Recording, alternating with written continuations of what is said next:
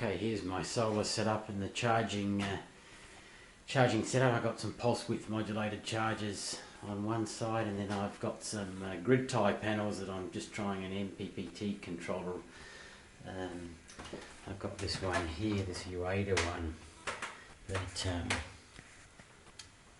was about $200 and made a number of boasts. I'll just take the cover off and I'll show you. So we can see inside it here a couple of reasonable sized inductors, and the rest is pretty standard. Looks like it's got reasonable heat sinking to the back of the panel, and if we just that's the control. It might be easy to take that. It doesn't show up very well on my phone, but that's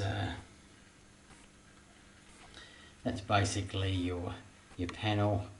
There's the battery mode is sort of you can have an auto, you can put it in 12, 24, 36 or 48. Load mode is just if you want to run a load off of things. I don't worry with that. Current limits only goes up to 50 amps, even though this is the supposedly the Cpe 60, which is as you can see on the serial number, but it there's a bit of sort of advertising that's a little bit rich. It's only a 50 amp unit. You can set the float voltage, the constant voltage that you charge at, and also a stop. Let's have a look. I'll come down, and a stop voltage. There's also a low voltage cutout for the load, and a recovery voltage, which I don't bother with.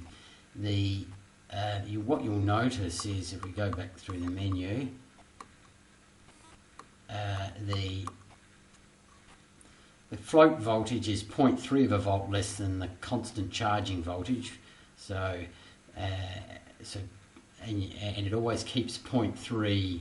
The 0.3 is the closest it can come, and there's also 0.3 of a volt between the constant voltage and the stop voltage. So if you lower your stop voltage to 29.2, you'll find that the constant volts has to be 28.9, and therefore the float voltage has to be 28.6. Of course, you can have them at larger spaces, but 0.3 is the closest that you can have. 0.3 of a volt in that order. So that's part of their programming of how things work. The unit is meant to be have RS485 connectivity, and also it's meant to have temperature compensation for, supposedly for your batteries, to make sure that they don't get overheated while you're charging them. However, the only temperature gauge in here is actually a little thermistor in there, which goes up as the box warms up and turns this fan on here. This fan's not too loud, and it sort of shuts off at about 40 degrees Celsius, and so it doesn't have it doesn't have a battery temperature probe to compensate, and it doesn't have connectivity to RS485 in this model that's on eBay. So I think the eSmart 3 is probably a better unit for similar money. If you want to monitor and have software and be able to probably fine tune it to get the voltages a little bit close, but yeah, so they're about $200 on eBay at the moment. So, but yeah, it seems to be reasonably rugged with the charging, and you can.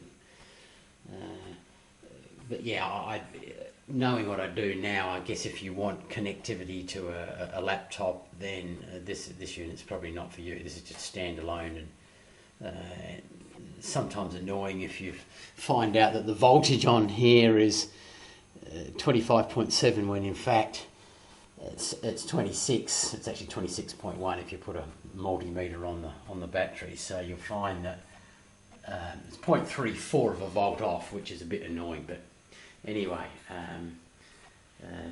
nice to get some feedback on YouTube so you can know what you're buying.